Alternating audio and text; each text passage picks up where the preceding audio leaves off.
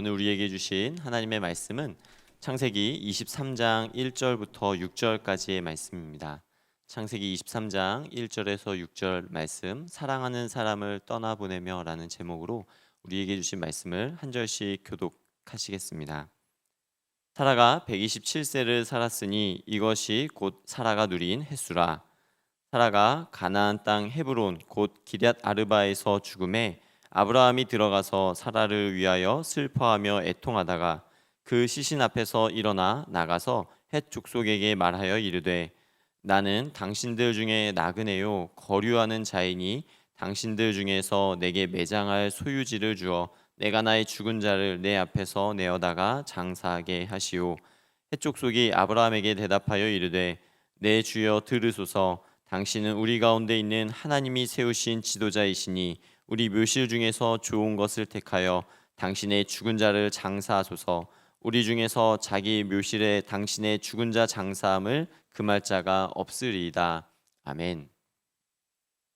우리는 어제까지의 말씀을 통해서 아브라함의 믿음을 시험하시는 하나님의 모습을 보았습니다. 믿음은 나의 모든 것을 내려놓고 하나님의 일하심을 바라보며 순종해 나아가는 것입니다. 나의 작은 믿음을 통해서 더 크고 놀라운 일을 이루시는 그 하나님.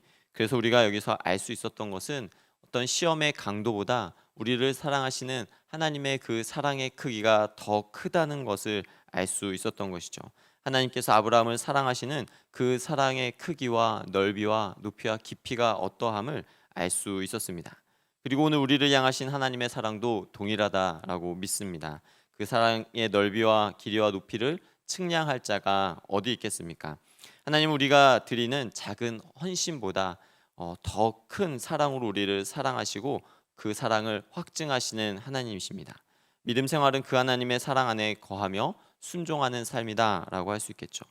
그렇게 주님의 사랑 안에서 우리가 살아가다가 주께서 우리를 부르시는 그날 우리는 그 부름 앞에 순종하며 나아가야 됩니다. 그때와 그 시가 언제인지 우리는 알지 못하지만 주님께서 우리를 다시 주님 곁으로 부르시는 그날 믿음으로 주님의 그 명령에 순종하게 된다라고 하는 것이죠. 오늘 말씀이 우리에게 그것을 보여주고 있습니다. 우리 1절과 2절의 말씀을 다시 한번 읽도록 하겠습니다. 사라가 127세를 살았으니 이것이 곧 사라가 누린 햇수라.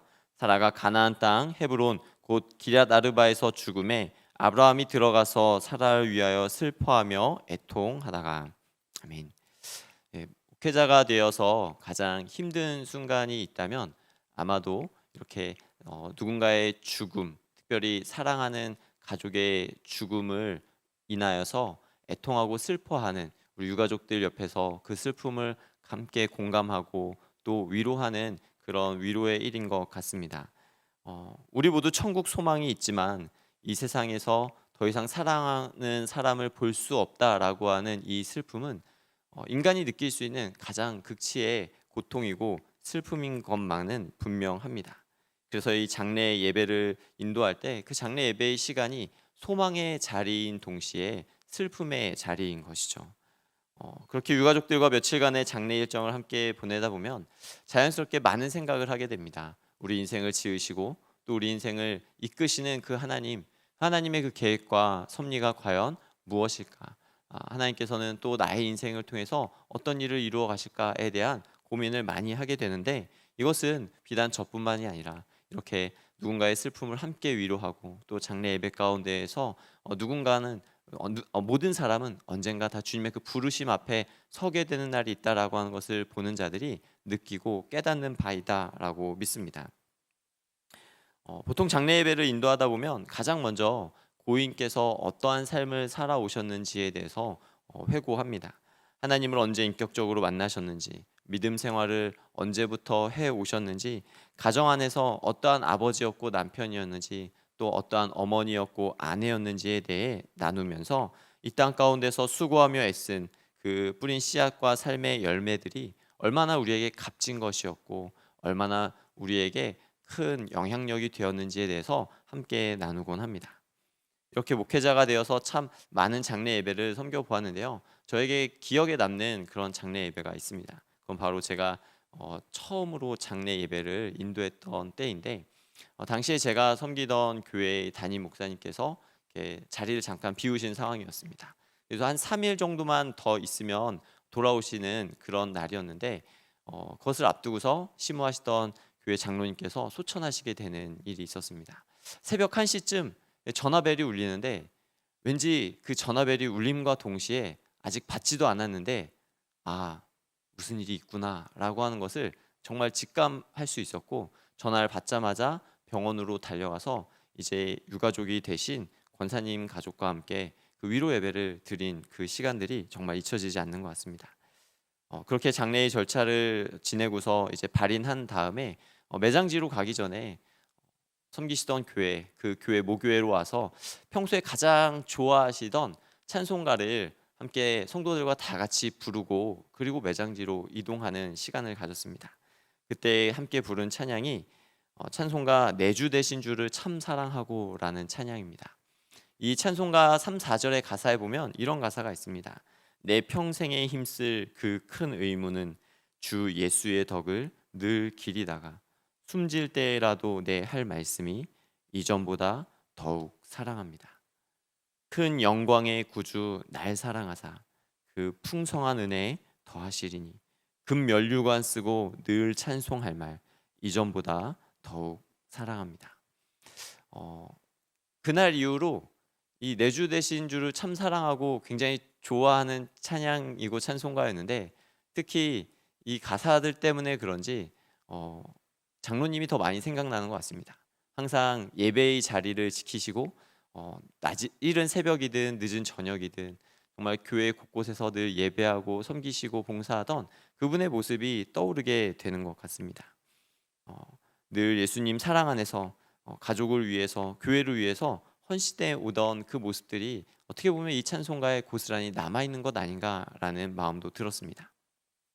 이처럼 우리가 하나님 안에서 우리의 삶을 마감할 때 하나님께서 우리의 삶을 돌아볼 수 있도록 귀한 이 장례의 절차, 예배를 통하여서 은혜를 주시는 것들을 보게 되는데요. 오늘 본문 1절에서는 비록 사라의 죽음에 대해서 짧게 회고하고 있는 것 같습니다.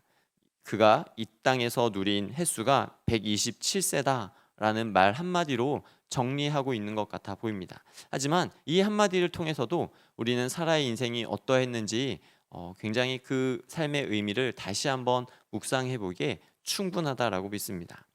먼저 사라가 이 땅을 살아온 횟수 127년은요, 이 사라의 횟수가 127년이라는 것을 언급한 것 자체가 굉장히 대단한 일입니다. 왜냐하면 당시 남성 중심의 문화였던 이 고대 세계에서 여인의 이름이 언급되는 것도 특별한데, 그녀가 몇 세까지 살았다라고 성경에서 기록하고 있는 것은 사라가 거의 유일합니다. 그 정도로 사라의 인생이 의미가 있었다라고 하는 것을 성경이 우리에게 말씀해주고 있는 것이죠. 사실 사라가 살아간 이 횟수는요, 지금 우리의 기준으로 보면 매우 많은 것 같지만 당시의 기준으로는 그리 오래 산 것은 아닙니다. 그리고 또 보통 여자가 남자보다 좀 더 오래 산다고 봤을 때 아브라함보다 사라가 10살이나 어렸습니다. 그럼에도 불구하고 아브라함보다 먼저 죽게 된 것이죠. 이 땅에 오는 순서는 있어도 주님께로 돌아가는 순서는 없다라는 것입니다. 그러므로 우리는 신속히 날아가는 것만 같은 오늘 우리의 이 하루하루, 이 한날 한날의 삶을 주님 앞에 선물로서 받은 날로 여기고 감사하며 살아가야 될 것입니다. 말씀드린 대로 아브라함이 75세부터 하나님의 인도하심을 따라 살았다면 이때 사라의 나이는 65세였을 것입니다. 그때부터 아브라함과 함께 산전수전을 참 많이 겪게 되죠. 특히 이 사라의 아름다움, 이 외모로 인하여서 아브라함과 사라는 2번이나 큰 위기를 겪게 됩니다. 하지만 그 위기보다 더 큰 위기, 더 큰 어려움이 있었다면 그것은 바로 사라의 인생 가운데에서 자식을 낳지 못하는 아픔, 그것이 더 큰 고통이고 고민이었죠. 하나님의 약속이 있었지만 기다림에 지칠 수밖에 없었고, 그래서 인간적인 방법과 그 생각을 시도한 결과 그녀에게 수치와 당혹감, 억울함이라는 것이 되돌아왔습니다. 그런데요, 그럼에도 불구하고 하나님은 이 사라를 향하신 하나님의 그 계획과 사랑에 변함이 없으셨다라고 하는 것을 우리는 기억할 것입니다. 우리 창세기 21장 1절의 말씀을 보면 이렇게 말씀합니다. 여호와께서 말씀하신 대로 사라를 돌보셨고 여호와께서 말씀하신 대로 사라에게 행하셨으므로라고 말씀합니다. 여호와께서 말씀하신 대로 그 말씀대로 어떤 일이 일어났습니까? 이삭이 잉태되었다라고 하는 것입니다. 이삭이 잉태되어 축복의 아들로 태어나게 된 것이죠. 이삭이 태어남으로 하나님의 약속이 이루어졌고 사라의 상처도 치유된 것입니다. 하나님께서 하나님의 때에 하나님의 일을 이루신 것이죠. 이삭이 태어난 것이 축복의 전주곡이었다면 이 가문을 통해 예수 그리스도가 오신 것은 축복의 완성이라 할 수 있을 것입니다. 우리 히브리서 11장 11절과 12절의 말씀도 계속해서 보도록 하겠습니다. 믿음으로 사라 자신도 나이가 많아 단산하였으나 잉태할 수 있는 힘을 얻었으니 이는 약속하신 이를 미쁘신 줄 알았음이라.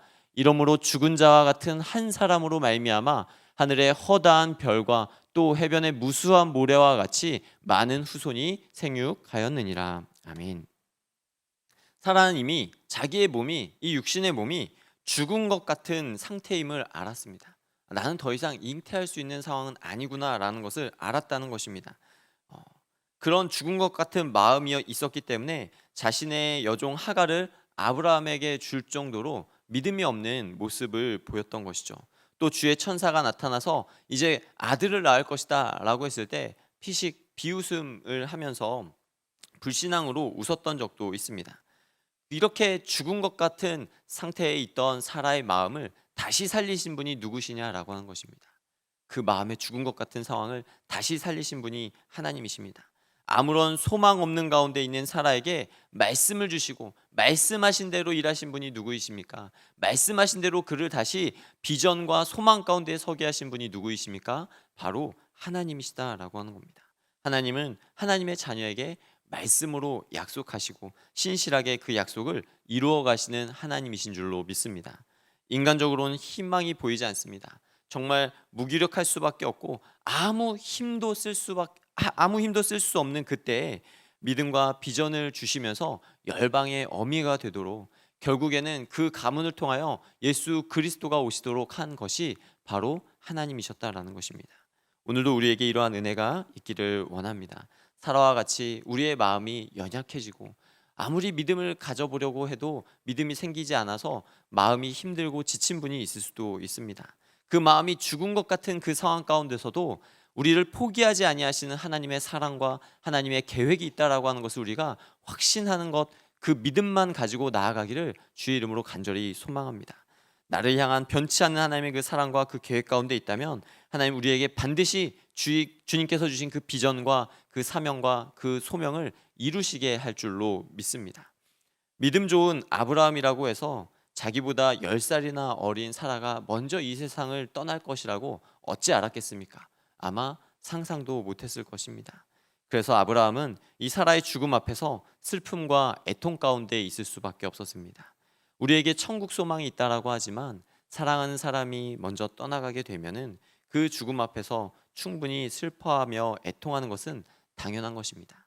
지금 당장 다시 볼 수 없는 아쉬움, 이 세상에서 더 이상 좋은 것을 함께 누릴 수 없다라고 하는 미안함이 있기 때문인 것이죠. 그러나 하나님이 주시는 여러 시험을 통과한 아브라함이기에 이러한 아브라함의 믿음에 기대어서 우리가 오늘 말씀을 조금 더 생각해 보면요, 하나님께서는 사라의 죽음 앞에서 아브라함을 위로하셨고 또 이 죽음의 과정을 통하여서 그를 결국엔 다시 일으키길 원하신다라고 하는 것을 오늘 본문이 우리에게 말해주고 있습니다. 우리 3절과 4절의 말씀 다 같이 읽겠습니다. 그 시신 앞에서 일어나 나가서 해쪽 속에게 말하여 이르되 나는 당신들 중에 나그네요 거류하는 자이니 당신들 중에서 내게 매장할 소유지를 주어 내가 나의 죽은 자를 내 앞에서 내어다가 장사하게 하시오. 사라의 죽음 앞에서 슬퍼하던 아브라함이요 일어나 나가서 해쪽 속에게 자신의 아내를 매장할 소유지를 달라고 그 소유지를 요청하기 시작합니다. 이 사라의 장례 절차를 밟기 시작한 것이죠. 우리나라도 보통 이 3일장을 치르지 않습니까? 이 3일장을 치르는데 이 3일의 시간이 사실 굉장히 빠르게 지나갑니다. 네. 고인이 되신 이 고인의 시신을 병원으로 옮기고 또 그 장례식장을 잡고 거기에서 여러 가지 장례의 절차들, 또 찾아오시는 조문객들과 인사하고, 또 다시 매장해야 되거나 화장해야 될 곳들을 예약하고 이러다 보면요, 정말 이 3일의 시간은 너무나도 금방 지나가게 되는 것을 보게 됩니다. 네, 아마 아브라함도 예외는 아니었을 것입니다. 어, 사라의 죽음 앞에서 충분히 애통하고 슬퍼하다가 이제 이 장례의 절차를 잘 치러야겠구나라는 생각이 들었겠죠.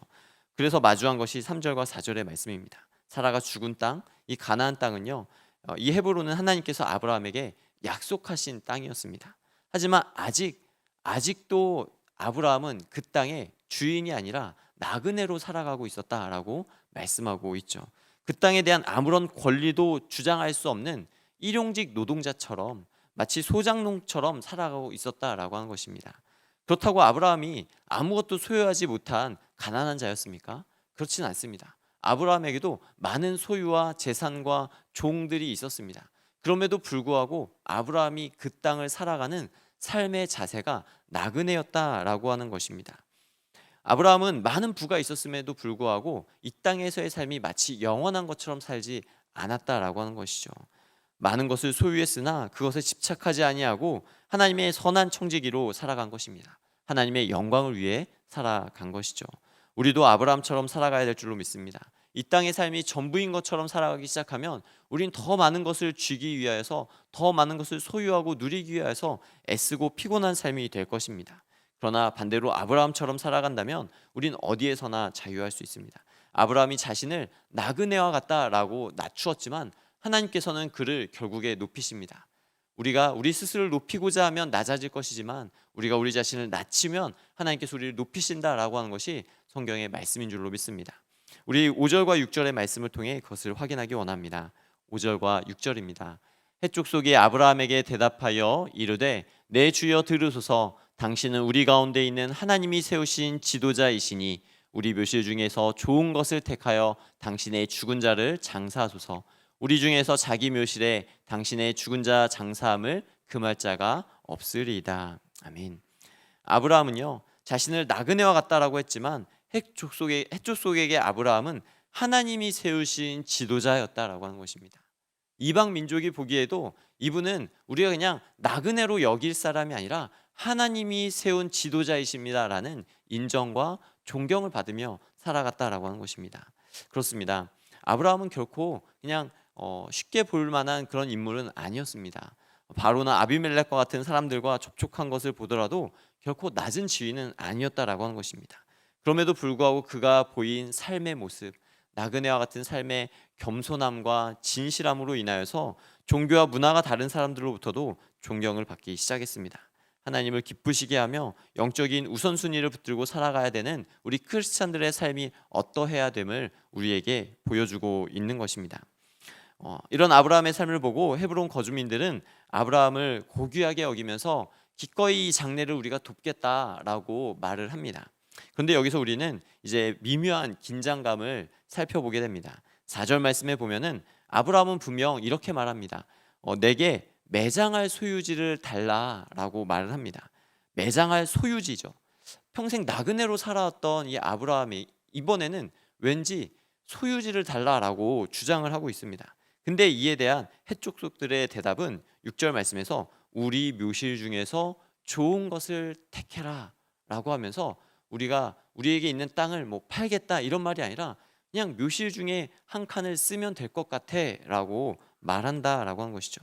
서로 그런 거 있죠. 웃으면서 이야기하고 있지만 절대 그 속으로는 웃지 않고 뭔가 이렇게 피묘한 긴장감이 있는 그런 상태였다라고 하는 것입니다. 자, 이 의미가 굉장히 깊은데요. 이 말씀이 사실은 내일 더 본격적인 협상의 장면으로 이어지게 되어 있습니다. 그러나 우리가 여기서 한 가지 기억해야 될 것은 아브라함이 슬픔과 그 애통함 가운데 있다가도 하나님이 그를 다시 일으켜 세우시면서 나그네와 같은 삶을 살던 이 아브라함에게 뭔가 새로운 비전을 주시고 그것을 이루어갈 수 있도록 일하시기 시작하셨다라고 하는 것입니다. 이 본문의 말씀에 대한 더 깊은 영적인 의미가 내일 말씀을 통해서 풀어질 텐데 기대하는 마음으로 또 내일의 말씀을 사모하는 우리 성도 여러분들이 되시기를 간절히 소망합니다. 우리 함께 기도하도록 하겠습니다. 사랑의 하나님, 나그네와 같은 우리 인생 가운데 찾아와 은혜 주시고 또 우리의 삶의 걸음걸음을 인도해 주시니 고맙고 감사합니다. 주님, 우리의 믿음의 연약함에도 불구하고 여전히 우리를 향하신 하나님의 그 사랑과 하나님의 그 계획과 그 신실하심이 변치 않으심을 믿습니다. 그 사랑에 감사합니다. 날마다 그 주님 바라보며 믿음의 걸음을 걷는 자들 되기를 원합니다. 믿음의 반석 위에 굳건히 서서 주께서 우리의 삶을 이끄시고 인도해 가심을 바라볼 수 있는 자들이요, 주님과 동행하는 기쁨을 누리는 자들이 되기를 원하오니 우리에게 허락하신 오늘 한날의 삶도 감사함으로 받는 자들이요, 감사함으로 주께 영광 돌리게 하여 주시옵소서. 그렇게 우리 가운데 역사하실 주님을 찬양하오며 사랑 많으신 예수님의 이름으로 기도합니다. 아멘.